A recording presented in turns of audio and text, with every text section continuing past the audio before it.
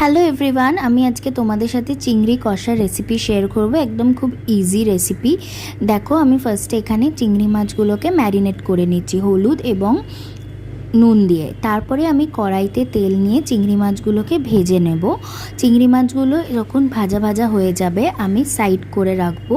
Side করে ওই ভাজা তেলের মধ্যেই আমি পেঁয়াজটা অ্যাড করে দেবো। পেঁয়াজটা যখন হালকা ভাজা ভাজা হয়ে যাবে ওর মধ্যে আমি টমেটো পেস্ট অ্যাড করব। তোমরা এখানে গোটা টমেটো অ্যাড করতে পারো।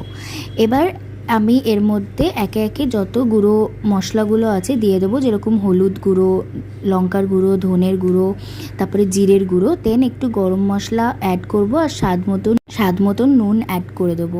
এইভাবে কষে এলে আমি এর মধ্যে একটু জল অ্যাড করে ভালো করে ফুটলে চিংড়ি মাছগুলোকে দিয়ে দেবো। দিয়ে একটু চিনি অ্যাড করলেই আমার রেসিপিটা রেডি।